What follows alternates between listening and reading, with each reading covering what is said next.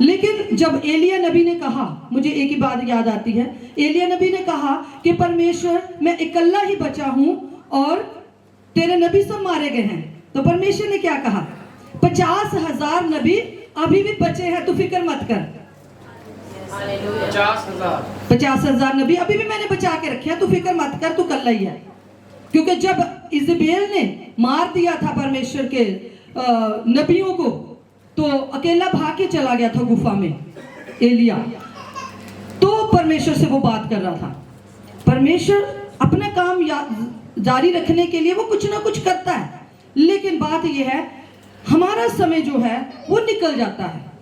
आप कितने बजे चर्च आते हो, कितने बजे आप संडे को उठते हो, संडे को आपका बिस्तर आपको कितना कहता है कि आराम से सोए रहो। हालेलुया। तो संडे को हमें ज्यादा से ज्यादा अलर्ट रहना है कि संडे को शैतान आपके जीवनों में काम करता है। शैतान चाहता है कि हम चर्च ना जल्दी टाइम पे जा सके, शैतान चाहता है कि हम प्रभु के कामों को ना कर सके, शैतान चाहता है कि परमेश्वर का काम रुक जाए। जब हम वायदा करते हैं परमेश्वर के साथ चलने का, जब हम अलर्ट होते हैं, तभी शैतान भी और भी ज्यादा अलर्ट हो जाता है। जब मैं पास्टर को पता है कि चाहे 2 बजे चाहे 3 बजे, जब भी मेरी जाग खुलती है मैं प्रार्थना करती बैठती रहती हूँ, प्रार्थना करती रहती हूँ। पास्टर को कभी क्योंकि 4 बजे हम इकट्ठे प्रार्थना करते हैं, तो कभी डिस्टर्बेंस नहीं होती, चाहे मैं गीत गाती रहूँ सोते। टूटे और पिसे हुए हृदय के साथ, जब आप एक ज़ील के साथ, हालात कुछ भी हो, लेकिन मुझे यीशु मसीह को नहीं छोड़ना।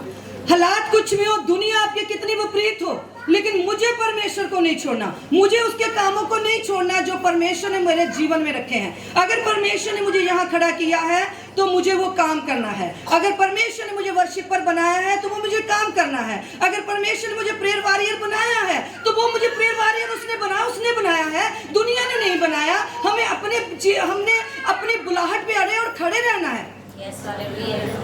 एक समय होता है जब परमेश्वर हमारी ओर देखता है, और जब इस पॉइंट पे आके हम गिर जाते हैं, जब हम पीछे चले जाते हैं, परमेश्वर हमारे से खुश नहीं होता। क्योंकि इसका मतलब ये होता है कि जहां तो हम दुनिया को दिखाने के लिए कर रहे हैं, जहां तो हम अपने के लिए कर रहे हैं। अगर हम परमेश्वर के लिए करते हैं तो हम हमेशा, चाहे कुछ भी हो, कोई हमें कुछ कहे, कैसा गा रहा, कैसा बजा रहा, कैसा काम कर रहा, आपको कोई फर्क नहीं पड़ना चाहिए। Hallelujah, hallelujah. सो हम परमेश्वर का धन्यवाद करते हैं कि परमेश्वर सचमुच बात करने वाला परमेश्वर है, और वो आज भी हमसे बात करता है। हालेलुया। मैं बात करूंगी आपसे कि परमेश्वर की वाचा, परमेश्वर की वाचा क्या है। परमेश्वर ने किसके साथ वाचा बांधी? सबसे पहले नूह के साथ वाचा बांधी। और परमेश्वर ने क्या वाचा बांधी नूह के साथ? मैं तेरे और तेरे घराने को क्या करूंगा? प्रफुल्लित करूंगा, और मैं आज के बाद बारिश पूरी पृथ्वी पे नहीं करूंगा। पर बारिश मतलब बारिश के साथ दुनिया को खत्म नहीं करूंगा। फिर परमेश्वर ने किसके साथ वाचा बांधी? अब्राहम के साथ वाचा बांधी। अब्राहम के साथ परमेश्वर ने क्या वाचा बांधी? उत्पत्ति 12वें अध्याय में कि तेरे वंश को मैं क्या करूंगा? रेत के किनकों के समान करूंगा। जबकि उस समय वो उसकी औरत जुबान थी, और वो खुद भी 90 साल का था। हालेलुया। और परमेश्वर ने उसको क्या कहा? जो तुझे आशीष देंगे मैं उसको आशीष दूंगा, जो तुझे श्राप देंगे उसको मैं श्राप दूंगा। हालेलुया। और उसके बाद परमेश्वर ने किसके साथ वाचा बांधी? मूसा के साथ। मूसा के साथ क्या वाचा बांधी? कि जब तू मेरे लोगों को क्या करेगा? छुड़ाएगा, और मैं तेरे संग संग रहूंगा, और जंगल में जब तू उनको ले चलेगा तो तेरे मैं साथ साथ रहूंगा, बादल का खंभा बन के, आग का खंभा बन के, और जो तुझे मैं तेरे हाथ में लाठी दिया उसके द्वारा मैं बड़े बड़े काम करूंगा। और परमेश्वर ने किए। हालेलुया। और परमेश्वर ने क्या वाचा बांधी? तू मेरे लिए क्या करना है? एक निवास स्थान बना, और उस निवास स्थान के अंदर क्या करना है? तूने एक क्या बनाना? अति पवित्र स्थान, जहां पे एक वाचा का संदूक, और उस संदूक के ऊपर करूब, और उस करूबों के ऊपर से मैं क्या करूंगा? मैं मनुष्यों के लिए महायाजक के साथ क्या करूंगा? बात करूंगा। Hallelujah, hallelujah. और परमेश्वर ने की, परमेश्वर ने बात की, और परमेश्वर ने क्या करा? और उस निवास स्थान पे परमेश्वर आता था, जाता था, और हमेशा मूसा के उन वायदों को याद करता जो मूसा के साथ परमेश्वर ने किए। Hallelujah, hallelujah. उसके बाद परमेश्वर ने किसके साथ वाचा बांधी? दाऊद के साथ, कि मैं तेरे घराने को सदैव बना के रखूंगा। फिर परमेश्वर ने किसके साथ वाचा बांधी? सुलेमान के साथ, कि जो इस मंदिर में तू प्रार्थना करेगा वो तेरी सुनी जाएगी। उसके बाद परमेश्वर ने किसके साथ वाचा बांधी? नूह के बाद, सुलेमान के बाद, नूह के साथ, अब्राहम के साथ, मूसा के साथ, दाऊद के साथ, सुलेमान के साथ। उसके बाद परमेश्वर वाचाएं जो बांधी हुई थी उनको पूरा तो कर रहा था, लेकिन लोग क्या हो गए थे? गुमराह हो गए थे। लोग परमेश्वर की वाचाओं से हट गए थे और परमेश्वर ने एक नई वाचा बांधी यिर्मयाह नबी के साथ कि मैं अब क्या करूंगा? अपना आत्मा और मैं उनका परमेश्वर होऊंगा और मैं अपने आत्मा को उनके मनों में, उनके हृदयों पे लिखूंगा। हालेलुया। और मैं अपना आत्मा उनके अंदर से पत्थर का हृदय निकालकर उनके अंदर मांस का हृदय दूंगा। हालेलुया। और परमेश्वर ने यीशु मसीह को इस दुनिया में भेजा और यीशु मसीह हमारे लिए उस अति पवित्र स्थान में पहुंचे और अति पवित्र स्थान में यीशु मसीह ने अपने लहू को बहाकर हमारे लिए वो बलिदान हो गए। Praise the Lord, praise the Lord. अब बलिदानों की और कुर्बानियों की जरूरत नहीं थी, बलिदानों और कुर्बानियों की जरूरत नहीं थी। अति पवित्र स्थान में परमेश्वर ने जब मूसा ऊपर गया तो परमेश्वर ने मूसा को एक तंबू का क्या दिया? मैंने उस दिन एक बड़ी अच्छी पिक्चर दिखाई थी ऑनलाइन में, हैरान करने वाली वो पिक्चर थी और दिल को दहलाने वाली पिक्चर थी। वीडियो दिखाई थी हमने कि मूसा जैसे जाता है, पहला दरवाजा होता है, पहले दरवाजे के बाद क्या है? बलिदान करने की होती है, उसके बाद पैर धोने की होती है, पवित्र करने की होती है, उसके बाद एक पवित्र स्थान है जिसमें क्या है? मेज है, उस पे रोटियां हैं और दीपदान है और उसके बाद धूप की वेदी है यहाँ पे, और उस वेदी के ऊपर प्रतिदिन याजक जो है धूप जलाता है और उसकी खुशबू सारी उसमें फैलती है। और बाहर से जो तंबू है वो खल से, बकरी की खल से, बकरी के चमड़े से वो लिपटा हुआ है, लेकिन अंदर से वो ऐसा स्वर्ग का नजारा है जिसको लोग उसको देख नहीं सकते थे और सिर्फ महायाजक अति पवित्र स्थान तक जा सकता था। पूरे का पूरा सोने से बना हुआ था, उसकी जो नींवें थी वो भी चांदी की बनी हुई थी।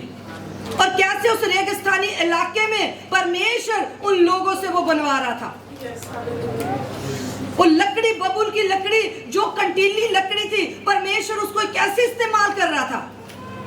परमेश्वर, मैं सोच रही प्रभु तूने ये इतना मुश्किल काम रेगिस्तानी इलाके के अंदर, परमेश्वर तूने ये ऐसे इतना 50 से ऊपर तापमान, उसमें भट्ठे, उसमें वो सोने को पिघला रहे थे, सब कुछ कर रहे थे, ये तूने ऐसा क्यों किया? परमेश्वर बात कर रहा था, परमेश्वर कह रहा था अगर मैं इन लोगों को आराम से देता जाता, जैसे सीने के पहाड़ तक ये पहुंच गए थे, जब वेले होते हैं ना ये बछड़ा बना लेते हैं, जब वेले होते हैं ये कुछ कुछ और करने लग जाते हैं, इसलिए इनको इतना मुश्किल टारगेट दिया कि तुमने कैसे बबूल की लकड़ी से कैसे तुमने तराशना है, कैसे तुमने सोने को पिघलाना है, कैसे तुमने उस वेदी को बनाना है। Hallelujah, hallelujah. वो जब वो फ्री होते थे तो तब उनको और कुछ नहीं याद रहता था, मूर्ति पूजा याद रहती थी और परमेश्वर की आज्ञा से वो हट जाते थे। लेकिन परमेश्वर ने उनको ऐसे काम पे लगा दिया कि अब उनका एक ही दिमाग में काम था कि हमें परमेश्वर के तंबू को किसी न किसी तरह बनाना है। 40 साल वो उस तंबू को लेके घूमते रहे, कभी बनाते थे, कभी फिर हटा देते थे, फिर जहां जहां परमेश्वर जाता था। हालेलुया। सो परमेश्वर आज मेरे और आपसे क्या बात कर रहा है?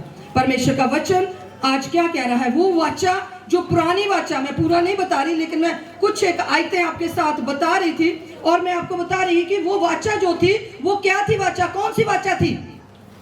वो पुरानी वाचा थी। वो वाचा कौन सी थी? और जब यीशु मसीह में आके वाचा कौन सी हो जाती है?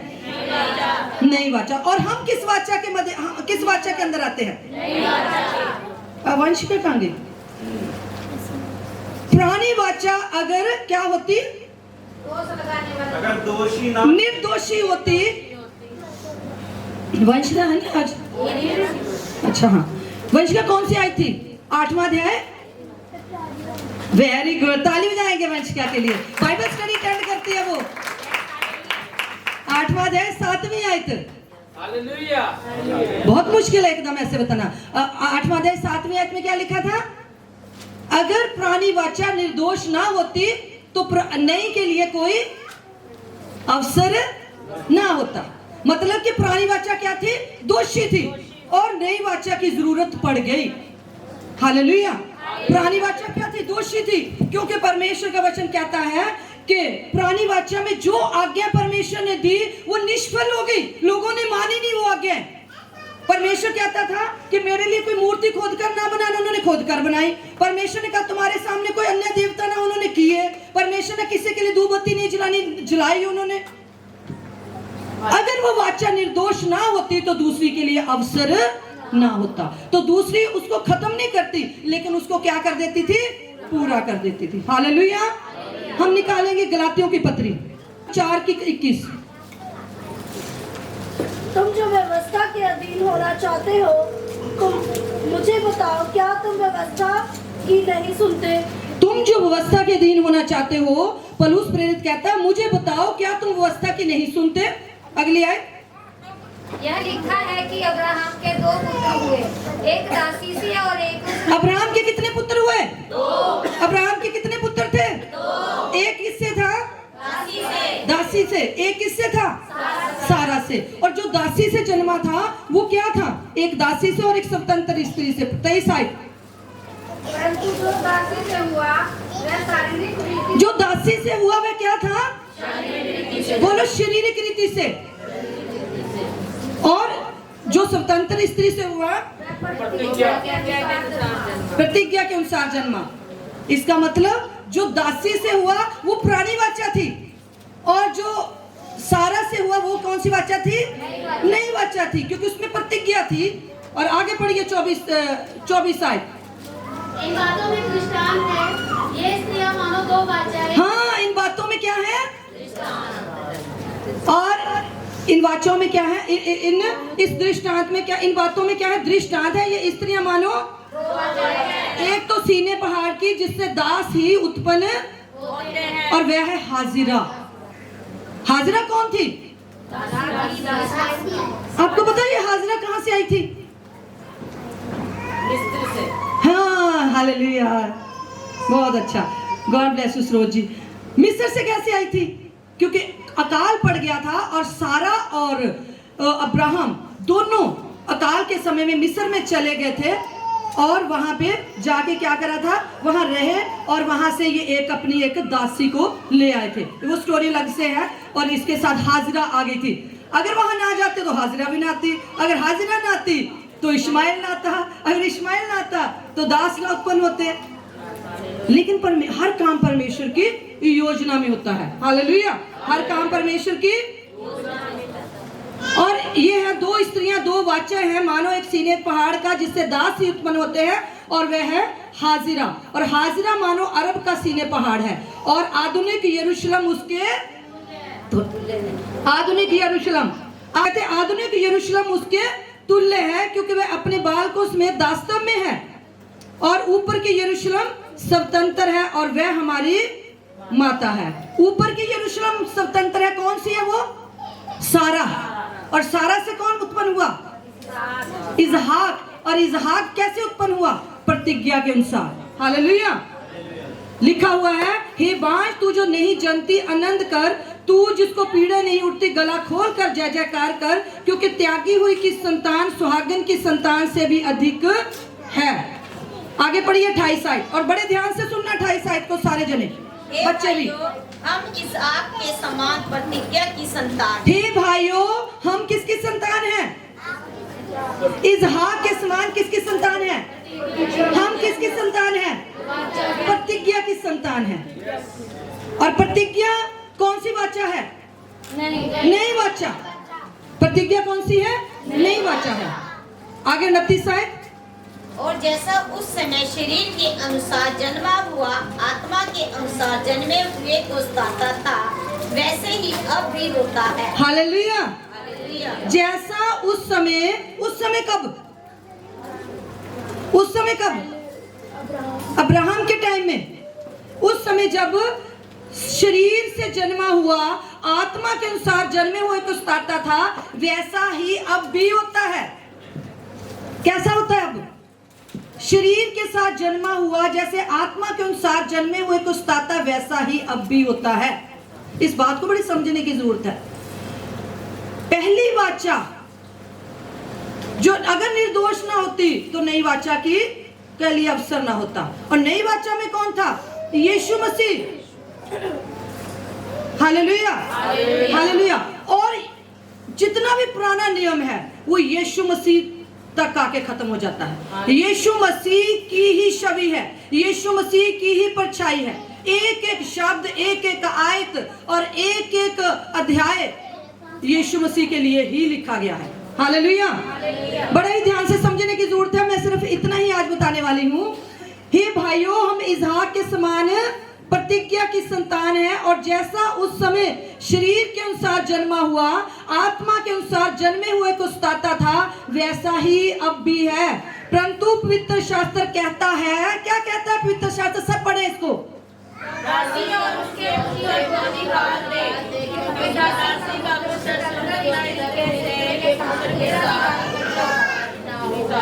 हालेलुया। पवित्र शास्त्र कहता है, आपको पता है कि उसने कहा था, सारा ने क्या कहा था कि इसको निकाल दे। इतना ही जानते हैं सारे, लेकिन जो स्पिरिचुअल मीनिंग है इसका, वो परमेश्वर अपने दास के द्वारा, पौलुस प्रेरित के द्वारा हमें बताना चाहता है। क्या बताना चाहता है? कहता है कि जिस तरह शरीर से जन्मा हुआ आत्मा से जन्मे हुए को सताता था, वैसे ही अब भी होता है। जैसे लिखा गया है पवित्र शास्त्र में, दासी और उसके पुत्र को निकाल दो, क्योंकि दासी का पुत्र स्वतंत्र स्त्री के पुत्र के साथ उत्तराधिकारी नहीं होगा। इसका क्या मीनिंग है? इसका क्या मीनिंग है? जो पहली वाचा थी वो शारीरिक थी। पहली वाचा क्या थी? शारीरिक थी। और शरीर से जन्मा हुआ, आत्मा से जन्मा हुआ इस्माइल और इसहाक इकट्ठे नहीं रह सकते थे, तभी तो कहा इसको क्या करो? निकाल दो। और वो क्या था? शारीरिक था। और वो क्या था? तो परमेश्वर का वचन कहता है आज भी ऐसा होता है। जो लोग शरीर से जन्मे हैं, जो लोग शरीर के कामों में जन्मे हैं, वो अगर आप पढ़े गलातियों 5वां उसकी 16वीं आयत पढ़े। मैं कहता हूँ आत्मा के अनुसार चलो तो तुम शरीर की लालसा किसी रीति से, परंतु मैं कहता हूँ कि आत्मा के अनुसार चलो तो तुम शरीर की लालसा को किसी भी रीति से पूरा ना करने पाओगे। क्यों? क्यों? क्योंकि शरीर आत्मा के विरोध में और आत्मा शरीर आत्मा के विरोध में और आत्मा दोनों एक दूसरे से। जिस दिन आप कहोगे कि मुझे परमेश्वर से आज प्रार्थना करनी है, आज मुझे पूरा दिन बैठना है, उसी दिन काम आपको आएगा। जिस दिन आप कहोगे अब मुझे किसी की चुगली नहीं करनी, उसी दिन आपके आगे ऐसी बातें आएंगी। जिस दिन आपको, क्योंकि शरीर से जन्मा हुआ आत्मा से जन्मे हो को क्या करता था? सताता था। हालेलुया। लिखा, क्योंकि शरीर आत्मा के विरोध और आत्मा शरीर के विरोध में, और ये दोनों एक दूसरे के क्या है?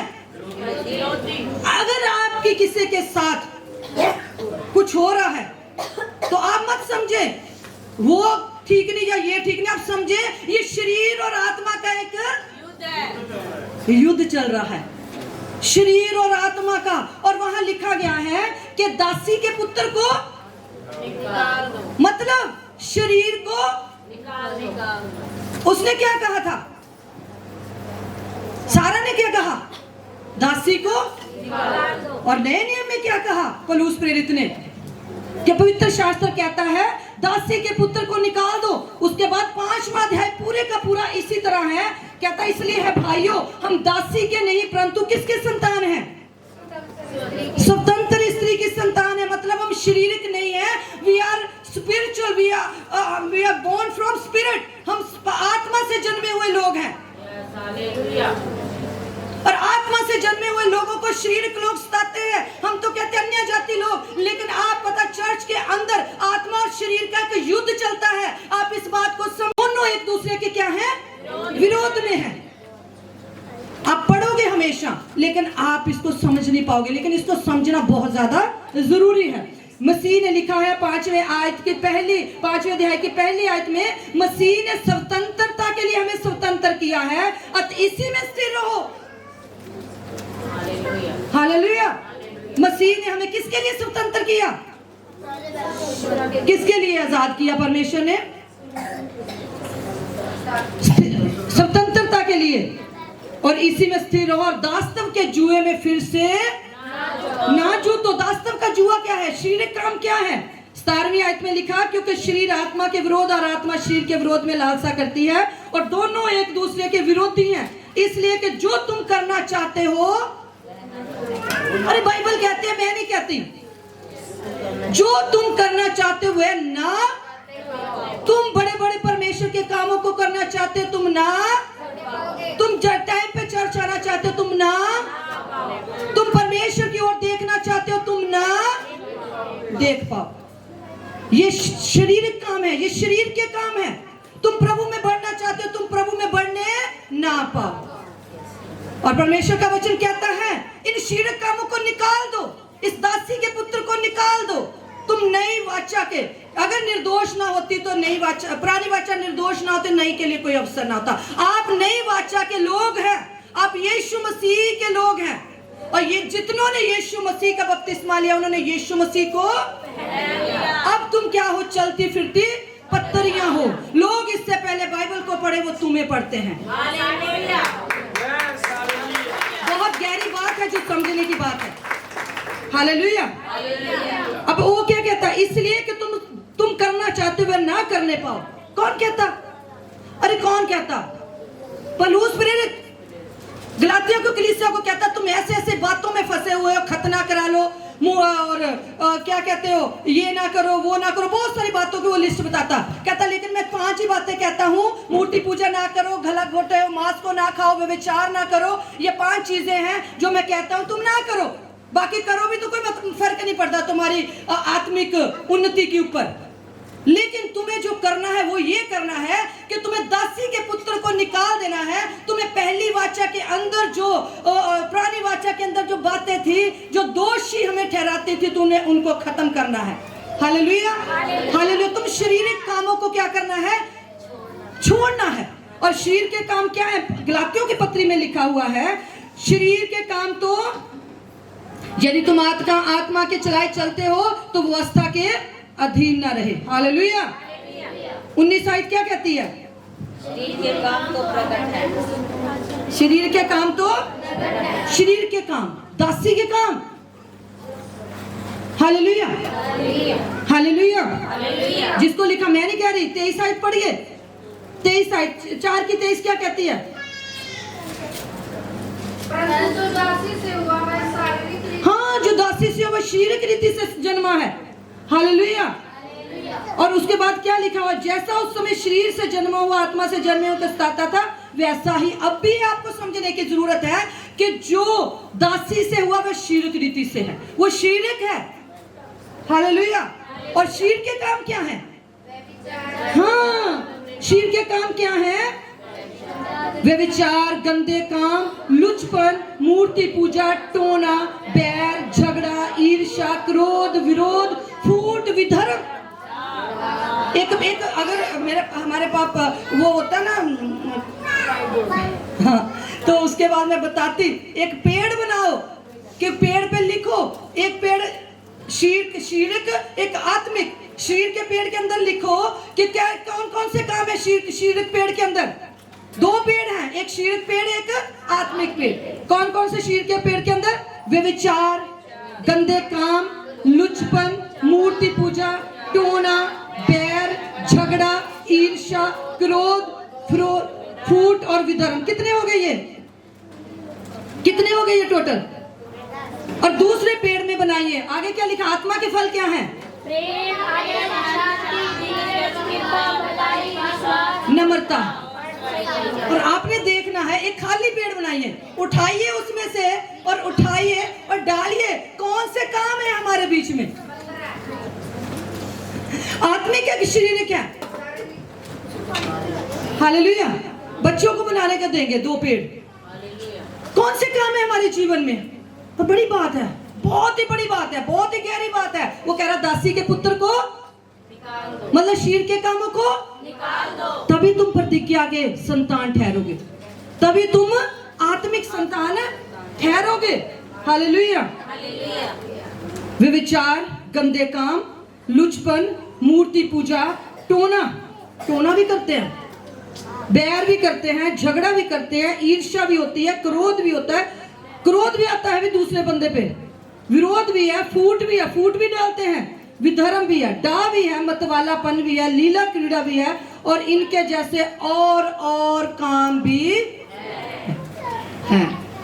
और मैं तुमसे पहले से कह देता हूं, जैसा पहले भी कह चुका हूं, तुम ऐसे काम करने वाले परमेश्वर के राज्य के वारिस ना होगे। ऐसा काम करने वाले परमेश्वर के राज्य के वारिस ना होगे। लेकिन हम तो कहते हैं कि हम वारिस होंगे, हम तो कहते हैं हम वारिस होंगे, हम कहते हैं कि हम स्वर्ग में जाएंगे, हम कहते हैं परमेश्वर ने माफ कर दिया, हम कहते हैं कि ये पेड़ तो है, पेड़ में वाले शीरक पेड़ वाले काम हमें बने रहते हैं, लेकिन फिर भी हम कहते हैं, जैसे कहते हैं दूध में दही नहीं रह सकता, उसके अंदर हम चाय नहीं बना सकते, वो दही बन जाएगा, लेकिन फिर भी हम बनाते हैं, फिर भी दही और दूध इकट्ठे ही रखते हैं। अरे बड़ी जरूरी बात है, बड़ी जरूरी समझने की बात है इस बात को कि क्या हम शीरक हैं? क्या परमेश्वर ने जिस काम के लिए मुझे चुना, क्या मैं उसमें अड़े और खड़ा रहता हूँ? क्या परमेश्वर ने जिस काम के लिए मुझे सुलझा, क्या संडे को जिस काम के लिए परमेश्वर ने मुझे बुलाया, क्या उस काम के लिए मैं परमेश्वर के साथ आज भी कमिटेड हूँ? जो मैंने वायदा किया परमेश्वर के साथ बपतिस्मा लेते समय कि प्रभु कुछ भी हो जाए दुनिया में, मैं पूरी कायनात के अंदर, पूरी नेचर के आगे, पेड़ों के, पौधों के, सूरज, चांद, तारे के अंदर आगे मैं ये करता हूँ, ये मैं निश्चय, ये मैं वायदा करता हूँ कि तू मेरा और मैं तेरा सदा सदा तक रहूंगा। लेकिन दुनिया के काम, दुनिया की बातें, शारीरिक काम, शारीरिक बातें हमें उन चीजों से दूर कर देती हैं। लेकिन परमेश्वर का वचन पौलुस प्रेरित गलातियों की पत्री में जब वो ऐसे कामों में फंसे हुए थे, तो वो उनको कहता है इन कामों को क्या कर दो अपनी जिंदगी से, तुम स्वतंत्र होने के लिए बुलाए गए हो, इसलिए इसी में स्थिर रहो। 13वीं आयत पढ़े 5 की 13। हे भाइयों, तुम स्वतंत्र होने के लिए बुलाए गए हो, परंतु ऐसा न हो कि यह स्वतंत्रता शारीरिक कामों के लिए अवसर बने, परंतु प्रेम से एक दूसरे के दास बनो। हालेलुया। तुम स्वतंत्र होने के लिए किस चीज के लिए बुलाए गए? हम ऐसा स्वतंत्रता नहीं कि जो भी करो सो भी करो, लेकिन जो भी करो, आपको पता है यीशु मसीह ने पहाड़ी उपदेश कितने दिन में दिया? 6वें अध्याय में पर यीशु मसीह, 5वें अध्याय में यीशु मसीह पहाड़ पे चढ़ गए। 5वें में भी ऊपर है, 6वें में भी ऊपर है, 7वें में भी ऊपर है। 8वें अध्याय की पहली आयत में लिखा है यीशु मसीह पहाड़ से उतरे। पता नहीं कितने दिन यीशु मसीह एक ही उपदेश देते रहे, धन्य है जो मन के दीन है, धन्य है जो मन के शुद्ध है। यीशु मसीह को तो बड़ी बड़ी बातें करनी चाहिए थी, क्योंकि यीशु मसीह तो सब कुछ पुराने नियम के जानते थे, लेकिन यीशु मसीह को पता था कि ये चीजें इनके लिए बहुत ज्यादा जरूरी है, मुझे इन्हीं को बताना है। 3 दिन 2 दिन जितने भी दिन परमेश्वर रहे यीशु मसीह पहाड़ पर, और लोग भीड़ की भीड़ यीशु मसीह के पीछे रही, और यीशु मसीह यही उपदेश देते रहे। तुम्हारा उजाला कैसे चमके? मनुष्यों के सामने चमके कि लोग तुम्हारे पिता की बड़ाई करें तुम्हारे कामों को देखकर। तुम पृथ्वी के नमक हो। हालेलुया। यदि नमक का स्वाद बिगड़ जाए तो वो किस वस्तु से नमकीन किया जाएगा? अगर हम शारीरिक कामों में लुप्त हो गए, अगर शारीरिक कामों के कारण फंसे रह गए, तो हम किस वस्तु से नमकीन किए जाएंगे? हमें जितना हम आगे जाते उतना हम पीछे चले जाएंगे। ये प्रैक्टिकल लाइफ है। परमेश्वर आज मुझे और आपको एक प्रैक्टिकल लाइफ जीने के लिए परमेश्वर हमें बुला रहा है। आप कितनी प्रार्थना कर लो, कितनी आराधना कर लो, लेकिन जब तक हम अपना जीवन नहीं बदलेंगे, परमेश्वर जब तक हम दासी के पुत्र को, जब तक हम शारीरिक कामों को बाहर नहीं निकालेंगे, आत्मा के फल हमारे जीवन में एंटर नहीं करेंगे। हालेलुया। और मैं आपको यही कहना चाहती हूँ, मत परवाह करे किसी की, मत किसी की ओर देखे, सेनाओं के यहोवा की ओर देखे जिसने आपको नाम लेकर बुलाया है। आपको किसी को भी कोई ऐसा नहीं जिसको परमेश्वर ने गिफ्ट नहीं दिया, तो परमेश्वर देखता नहीं है क्या?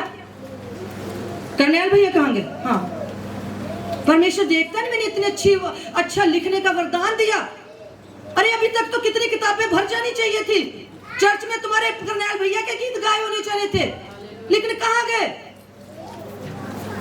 परमेश्वर क्या कहता है? अब तक तो प्रेयर वॉरियर इतने हो जाने चाहिए थे, अब तक तो चर्च तुम्हारे लिए तुम्हारे साथ भरना चाहिए था, लेकिन अब तक तुम्हारे कारण चर्च से लोग चले जाते हैं।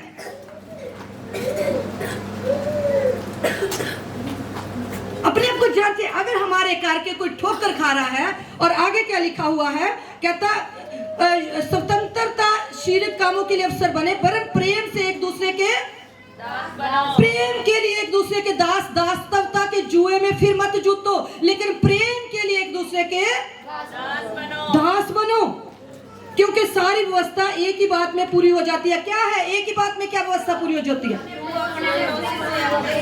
तू अपने पड़ोसी से अपने समान प्रेम रख, तू अपने पड़ोसी से लेकिन हम क्या करते हैं? प्रेम करते हैं? हालेलुया। तू अपने पड़ोसी से किसके समान प्रेम रख, पर यदि तुम पढ़ लो 15वीं आयत पढ़िए, पर यदि तुम एक दूसरे को दांत से काटते और फाड़ खाते हो तो चौकस रहो कि एक दूसरे का सत्यानाश ना कर दो। बाइबल को पढ़े, अच्छी तरह पढ़े, हर चीज बाइबल के अंदर ही है, बहुत जरूरी है, हमें सुनना है इन बातों को। कई बार दिल करता कान बंद कर ले, जो भी पास्टर भी ना बोले हम सुने ना, लेकिन ये सुनना पड़ेगा। हालेलुया, ये सुनना परमेश्वर ने जो आपको वरदान दिए वो आपको ऊपर करने हैं। ये नहीं है कि गंदे गंदे वो बच्चों के साथ आप खेलने चले जाओ जिनको कुछ भी नहीं पता, जिनको कुछ आता नहीं जाता नहीं। आप अपने अंदर जो आपकी एबिलिटी परमेश्वर ने दिया वो खत्म हो जाए आपके, ठीक है? जो परमेश्वर ने आपको गाने का बजाने का वरदान दिया है वो आगे जाना चाहिए। हालेलुया, ना कि वो डंप हो जाना चाहिए। आप चर्च किस लिए आते हो? परमेश्वर को देखने। हालेलुया। कहता तू अपने पड़ोसी से किसके समान प्रेम रख? एक और मुझे बहुत अच्छी आयत याद आती है, यीशु मसीह ने कहा, पति को क्या कहा? तू अपनी पत्नी को अपने समान प्रेम रख। इफ्सियों में लिखा हुआ है कि अगर तुझे दर्द जितना होता तो तुझे पता लगता है कि पत्नी को भी उतना ही दर्द हो रहा, तुझे पता लगना चाहिए कि उसको भी दर्द हो रहा, मुझे जितना दर्द हो रहा। जैसे कलीसिया ने प्रेम किया, कलीसिया को परमेश्वर ने प्रेम किया, ऐसे ही तू भी अपनी पत्नी को। तो यीशु मसीह ने कलीसिया के साथ कैसा प्रेम किया? कलीसिया के लिए अपनी जान दे दी। तू भी अपनी पत्नी के लिए ऐसा ही प्रेम रख। और परमेश्वर ने दूसरी आज्ञा क्या कही? ये तो हम सोचते हैं, लेकिन दूसरी क्या कही? अपने पड़ोसी को अपने समान प्रेम रख। हालेलुया। पर तुम यदि एक दूसरे को दांत से काटते और फाड़ खाते हो तो चौकस रहो कि एक दूसरे का सत्यानाश ना कर दो। ये कौन कह रहा? और ये कौन से काम है? शारीरिक काम। ये 5वें अध्याय में, ये गलातियों की पत्री पढ़ रहे हैं और कहीं नहीं मैं पढ़ रही, उसी के अंदर डिटेल जा रही है कि दासी के पुत्र को शारीरिक कामों को, जो शरीर के अंदर, उसको तुम प्रतिज्ञा की, तुम नई वाचा की। और नई वाचा में यीशु मसीह ने क्या कहा? कि एक दूसरे को अपने समान पर मैं कहता हूं आत्मा के अनुसार चलो तो तुम शरीर की लालसा को किसी रीति से भी पूरा। अगर आपका दिल कहता है कि वो बंदा मुझे दिखने ना पाए, फिर आप कहोगे नहीं मेरे अंदर परमेश्वर का आत्मा है। परमेश्वर का आत्मा तो ये कहता है, आप फिर क्या करोगे? जो कुछ भी हो मुझे कुछ फर्क नहीं पड़ता, बल्कि मैं हर एक चीज को भूलकर आगे बढ़ता चला जाऊंगा। ये बहुत जरूरी चीज है। घर खराब हो जाते, वो कहता है एक दूसरे से जब आप दांत से काटते हो, फाड़ते हो, तो ये याद रखो कि एक दूसरे का सत्यानाश ना कर दो। और एक पास्टर को बहुत ज्यादा जरूरत है इस बात को याद रखने की कि जिस कलीसिया को वो खड़ा करते हैं, कहीं ये उनका सत्यानाश ना हो जाए। ये जरूरी है। Hallelujah, hallelujah, hallelujah. चर्च खराब हो जाते हैं, टूट जाते हैं, परिवार खराब हो जाते हैं, बिखर जाते हैं। एक ही बात, मैं सही हूं। एक ही बात मेरे अंदर कि मैं ठीक हूं जो भी हूं। परमेश्वर कहता है निकाल दो इस बात को। यदि हम आत्मा के द्वारा जीवित हैं तो आत्मा के अनुसार चलें। हम घमंडी होकर एक दूसरे को ना छेड़े। हम छेड़ते हैं कैसे? मुझे इस बात पे याद आई बात, हम बड़ा छेड़ते हैं, स्टेटस लगा लेते हैं। पास्टर जी वैसे तो मैंने उसको माफ कर दिया, स्टेटस ऐसा लगा उससे बंदे के जाके तीर लगेगा पूरे का पूरा। सारी कलीसिया को चल अब गड़बड़ है यहाँ पे। क्या तक मैं नहीं कह रही, बाइबल कह रही है हम घमंडी होकर एक दूसरे को ना छेड़े। तब घमंड आता है मैं सही हूं, और ना एक दूसरे से डहा करे। ये कौन कहता है? गलातियों की पत्री। मैंने पिछली बार करंथियों की पत्री बताई थी कि करंथियों में ये हो रहा था, लेकिन मैं आपको बता रही हूँ गलातियों में बहुत कुछ हो रहा था। और वो ये कह रहा है, कहता धोखा ना खाओ, परमेश्वर ठट्ठों में नहीं उड़ाया जाता, और सब अच्छी वस्तुओं के सिखाने वाले को भागी करे। हालेलुया। धोखा ना खाओ, परमेश्वर ठट्ठों में नहीं उड़ाया जाता, क्योंकि जो कुछ मनुष्य बोता है वही काटेगा। क्योंकि जो अपने शीर के लिए बोता है अपने शीर के द्वारा विनाश की कटनी काटेगा। जो आत्मा के लिए बोता है आत्मा के द्वारा अनंत जीवन की कटनी। हम भले काम करने में साहस ना छोड़े, क्योंकि यदि हम ढीले ना हो तो ठीक समय पर कटनी। इसलिए जहां तक अवसर मिले हम सबके साथ क्या करें? भलाई करें। विशेष करके पर मैं करी पलूस पर कितना वो था ना, सब कुछ चल रहा था वहां पे। पढ़िए 10वीं आयत पढ़िए, सारे पढ़े मिलके 10वीं आयत।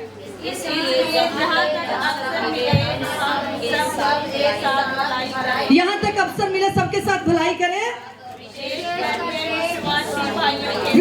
विशेष करके, और बाकी लोगों के साथ तो भलाई हो ही जाती है, विश्वासियों के साथ नहीं होती। और वो यही कह रहा है कि विशेष करके विश्वासी भाइयों के साथ भलाई करें। और फिर उसके बाद वो बड़ा कहता है, मैं बीच में नहीं पढ़ूंगी, आप पढ़ लेना। 4, 5, 6 अध्याय पढ़ना गलातियों की पत्री, बड़ा ही मजे वाला है। पिछले दिनों में हमने इसकी स्टडी करी थी। 17वीं आयत पढ़े, बहुत ही अच्छी आयत है।